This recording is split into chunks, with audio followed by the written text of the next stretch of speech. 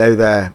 Have you sent an email in Outlook and you found that there were some inconsistencies in the email, or it was just simply not the email you wanted to send and you wanted to recall that message?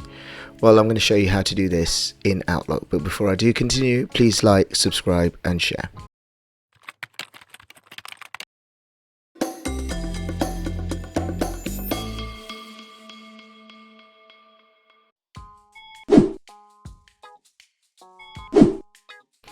So I've got Outlook open up here and I've already sent the email. The email I've sent is in my sent items, and I'm just going to double click on the item to bring up the email address, email here. So I've sent this email, it's a test email to this recipient, and I want to bring this back.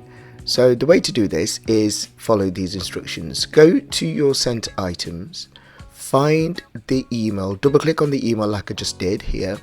Now, when you are on this pop-up screen, when you've opened up the email, here at the top in the options, scroll to the right side where you see the three dots, the ellipsis, click on the three dots and you will see a drop down appear, and in the drop down you will see an option which says recall message. All you need to do is click on it.